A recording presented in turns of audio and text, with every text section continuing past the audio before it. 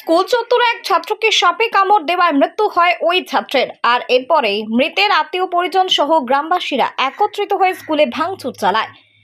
School চলাকালীন স্কুলের মধ্যে এক ছাত্রকে সাপে কাটে, অথচ গুরুত্ব দেয়নি শিক্ষকেরা। হাসপাতালে নিয়ে যেতে বিলম্ব হওয়ায় মৃত্যু হলো ওই স্কুল ছাত্রর। পূর্ব বর্ধমান জেলার কাটোয়া থানার কোশিপুর গ্রাম ইউনিয়ন ইনস্টিটিউটের ঘটনা। এই ঘটনার পর বৃহস্পতিবার বিদ্যালয় চত্বরে তুমুল বিক্ষোভে ফেটে পড়ে মৃতের আত্মীয় পরিজন থেকে শুরু করে গ্রামবাসীরা। ভাঙচুর করা হয় হাই স্কুল চত্বর, কাটোয়া বোলপুর রাস্তা অবরোধ করা হয় এবং প্রধান শিক্ষককে ঘেরাও করে রাখার হয়েছে বলে অভিযোগ। জানা গিয়েছে মৃত ছাত্রের নাম ইন্দ্রজিৎ মাঝি, কোশি গ্রামের পশ্চিম পাড়ায় বাড়ি। স্কুলে পঞ্চম শ্রেণীতে পড়তো। ছাত্রের বাবা কার্তিক মাঝি জনম মজুর করেন। গত মঙ্গলবার স্কুলের তৃতীয় ক্লাসের পর জল খেতে যায় ইন্দ্রজিৎ। তখনই ঘাসের আড়াল থেকে কিছু একটা কামড় বসায় পায়। ঘটনার পরেই ক্লাস করে ইন্দ্রজিৎ। ছুটির পর বাড়িতে যায়। পরিবার সূত্রে খবর, বাড়িতে ফিরে খাওয়া দাওয়া করে বিকেল 4টে নাগাদ গ্রামেরই টিউশন পড়তে চলে যায়। কিন্তু টিউশন পড়তে গিয়ে অসুস্থ হয়ে পড়ে। গৃহশিক্ষক তখন তাকে বাড়িতে নিয়ে চলে যান। পরিবারের লোকজন জানিয়েছেন, বাড়িতে ফেরার থেকেই আর কথা বলতে পারছিল না ইন্দ্রজিৎ। বাড়ির লোকজন মাথায় জল ঢালেন, চোখে মুখে জল দিয়েও হুঁশ ফেরেনি। মঙ্গলবার বিকেলে ইন্দ্রজিৎকে কাটোয়া হাসপাতালে নিয়ে আসা হলে চিকিৎসকরা তাকে মৃত বলে ঘোষণা করেন। বুধবার দেহটির ময়না তদন্ত করানো হয়। বুধবার ছিল মহালয়ার ছুটি। বৃহস্পতিবার স্কুল খুলতে মৃত ছাত্রের ছবি হাতে গ্রামবাসীরা স্কুলের সামনে জড়ো হন। তাদের সঙ্গে সামিল হয় বেশ কিছু পড়ুয়া। সবে তখন স্কুলের প্রার্থনা শেষ হয়েছে, শুরু হয় বিক্ষোভ। ক্ষিপ্ত গ্রামবাসীরা প্রধান শিক্ষকের ঘরে ভাঙচুর শুরু করে। তুমুল উত্তেজনা ছড়ায় এলাকায়। এরপর কাটোয়া বোলপুর রোড অবরোধ শুরু করেন স্থানীয়রা। মৃত ছাত্রের বাবা কার্তিক মাঝি তিনি বলেন, আমার ছেলে খেলার সময় স্কুলের ভিতর যখন কিছু একটা ওর পায়ে কামড়ায়, তৎক্ষণাৎ ছেলে প্রধান শিক্ষককে জানিয়েছিল। প্রধান শিক্ষক ভেবেছিলেন খেলতে গিয়ে পড়ে গিয়ে ছিঁড়ে গিয়েছে। একটু বরফ ঘষে ডেটল লাগিয়ে দেওয়া হয়েছিল, কিন্তু স্কুল থেকে গুরুত্ব দেওয়া হয়নি, বাড়িতেও জানানো হয়নি। তাই চিকিৎসা করানোর সময় পর্যন্ত পেল না। ছেলেটাকে হারাতে হলো প্রধান শিক্ষকের গাফিলতির কারণে। যদিও স্কুলের প্রধান শিক্ষক পূর্ণেন্দু বন্দ্যোপাধ্যায় দাবি করেছেন, এই ছাত্রকে যে স্কুলে সাপে কামড়েছিল তার আমরা জানতাম না, আমাকে কেউ বলেনি। স্কুলের অন্যান্য শিক্ষকদের জিজ্ঞাসা করে দেখেছি, ওই দিন ওই রকম ঘটনার কথা কেউ জানতেন না। যদি জানতাম নিশ্চয়ই ব্যবস্থা নিতাম। প্রধান শিক্ষককে গ্রেপ্তারের দাবি পথ অবরোধ শুরু করে পুলিশ। যখন ছুটি হয় তখনই গিয়েছে বাড়ি, যে টাইমে ছুটি হয় সেই টাইমে গিয়েছে। একটু ঘুরে এসেছে, দুটি ভাত খেয়েছে। দিয়ে আমি যখন কাজে বেরাবো তখন দেখছি বসে বসে ফোন গাছে। বললাম 3:30 সময়, 3:10 কান পালিয়ে গেছে। দিয়ে তারপরে দেখছি ও প্রাইভেট চলে গেছে। তারপর আমি কাজে চলে গেলাম, মোটরসাইকেল নিয়ে চলে গেলাম কাজে। দিয়ে কাজে যেই মাত্র ঢুকেছি, আমি ফুল বাগান কাজ করি, যেই মাত্র কাজে ঢুকেছি আমার স্ত্রী ও কাকি, যে ছেলেটা মারা গেছে তারই কাকি ফোন করছে যে তুমি তাড়াতাড়ি এসো। ও প্রাইভেট গিয়েছিল। প্রাইভেট গিয়ে বলেছে যে আমার চোখ ঢুকছে, আমার চোখ ঢুকছে, আমার মাথা ঘুরছে। দিয়ে ওই যে প্রাইভেট করতে 4টের সময় প্রাইভেট ছিল, সে বলেছে তাহলে তুই বাড়ি চলে এসেছে। দিয়ে আমাকে ফোন করছে, বাড়ি এসে আর কথাও বলতে পারে না। ও তখন সব উঠে গেছে, ও সব কোনো কথা বলতে চাইছে, তবু কথা বলতে পারছে না। আমাকে ফোন করলাম, সঙ্গে সঙ্গে চলে এলাম। আমি বললাম গ্যাস হয়েছে হয়তো, আমি ফ্যান দিলাম, লাইট দিলাম, দিয়ে সঙ্গে সঙ্গে গাড়ি বললাম, গাড়িতে বলে চলে এলাম।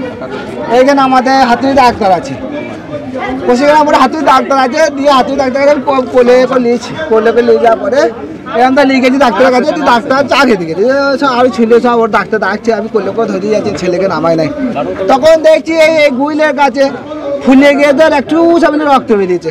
আমি তখন বৌদিকে ডাকছি, বৌদি এই হয়েছে গো, ও পড়ে গেছে, কোথাও বড় আঘাত পেয়েছে গো, ওই জন্য মাথা উপর দিয়ে তুলছে গো, চোখ উপর দিয়ে তুলছে গো, তাড়াতাড়ি চলো। আবার তাড়াতাড়ি করে সে যেতে যেতে রাস্তা দিয়ে শেষ।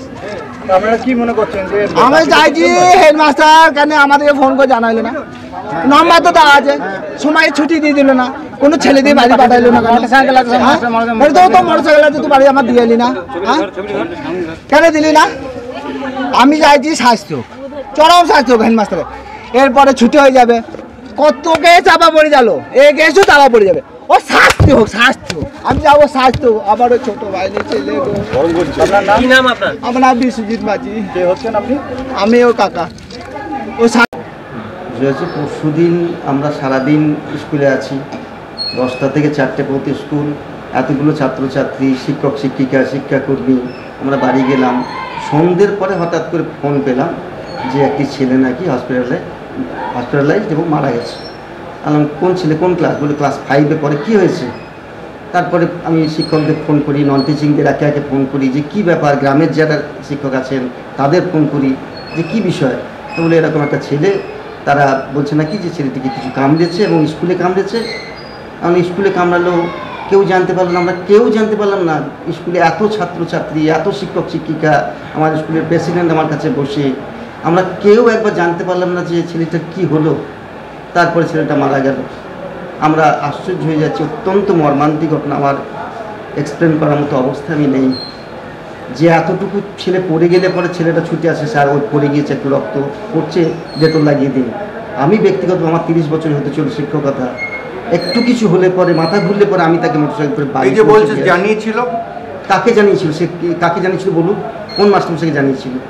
কাকে জানিয়েছিল? মাস্টার ডেটল দিয়েছে। হ্যাঁ, সেটা কে, কাকে, কে দিয়েছে জিজ্ঞেস করুন। কে ডেটল দিয়েছে বা কে বাড়ি যেতে বলেছে, আমি তো সেটা এখনও পর্যন্ত জানি না। আমি এখানে বসে আছি, আমার প্রেসিডেন্ট এখানে বসে আছে 2 ঘন্টা 2.5 ঘন্টা, একবার তো খবর দেবে, আমি তো জানবো। জানার পরে যদি আমি তাকে ব্যবস্থা না করি তাহলে অভিযোগ নিশ্চয়ই থাকবে। আমি এতটুকু কিছু হলে পরে ছুটে যাই। একবার একটা মেয়ে, কিন্তু স্কুলের যে অবস্থা দেখছি তাতে তো সাপ থাকা স্বাভাবিক একেবারে মাঠে ঘাটে। না দেখুন, এটা তো প্রচুর বৃষ্টি হচ্ছে এবং লেবার আমার প্রায় লেগেই আছে, 2 দিন অন্তর অন্তর লেবার করা হয় এবং এটা টানা বৃষ্টি হচ্ছে বলে ঘাসগুলো হয়েছে। আমরা পরিকল্পনাই করেছিলাম যে বৃষ্টিটা থামলে পরে একটা স্প্রে করে গাছগুলোকে নষ্ট করা যায় কিনা, কিন্তু আপনি খোঁজ নিয়ে দেখুন আমার অফিস পিয়নদের যে প্রতিনিয়ত আমার লেবার কাজ করছে কিনা। তা আমরা তো কোনো এসে দেখলাম না। যে খুবই আনফর্চুনেট ঘটনা। আমি ডিফেন্স করবো। আজকে কি হলো? আজকে এসে তারপর প্রেয়ার হলো, প্রেয়ারের পর আমরা কন্ডোলেন্স করবো নোটিশ লিখছি। তারপরে দেখছি কিছু ছাত্রদের প্লাকার্ড হাতে, তারা আস্তে আস্তে একটা মব এসে তারপর আমার উপরে অ্যাসাল্ট করলো, এগুলো ভাঙচুর করলো। তারপরে কিছু গ্রামের হিতাকাঙ্ক্ষী ছিলেন, তারা আমাকে রক্ষা করেছে, নাহলে আমি হয়তো প্রাণনাশ হয়ে যেতে পারতাম। আমি মাননীয় আইসি সাহেবকেও জানিয়ে এসেছিলাম যেরকম শুনছি এরকম একটা অপ্রীতিকর ঘটনা হয়তো ঘটতে পারে, আমি বিষয়টা মাথায় রাখুন। এই পর্যন্ত। এবার স্কুলটা পরিষ্কার হবে? নিশ্চয়ই হবে। মানে একটা ছেলের মৃত্যুর পরে স্কুল পরিষ্কার হবে? প্লিজ ওটা বলবেন না, কারণ হচ্ছে যে এটা আমাদের ডিউটি, আনফর্চুনেটলি ঘটেছে। এটা কোনোভাবেই আমি ডিফেন্স করব না। একটা ছাত্রের মৃত্যু হয়েছে, যেভাবেই মৃত্যু হোক, যেখানেই মৃত্যু হোক, ডিফেন্স করার মতো কিছু নেই। তাহলে এখানে সাপে কামড়ায়নি বলছে? না, আমি বললাম তো আমি তো কিছুই জানি না, এ ব্যাপারে কিচ্ছু জানি না। কোথায় কামড়েছে, সাপে কামড়িয়ে মৃত্যু হয়েছে কিনা, কখন কামড়ালো, এ ব্যাপারে আমি কিচ্ছু জানি না। I know nothing about it. আমার স্কুলের কেউ জানে না, ছাত্ররাও তো জানবে, কোনো শিক্ষক। এবং পরশু দিন আমার কারেন্ট ছিল না, এখানে কেবল লাগানো হচ্ছে তার খুলে। সারাদিন গরমে আমরা ম্যাক্সিমাম টিচার এবং ছাত্রছাত্রীরা বাইরেই ঘোরাফেরা করেছি, কেউ জানবে না। আপনার কি নাম? আমার নাম পূর্ণেন্দু বন্দ্যোপাধ্যায়।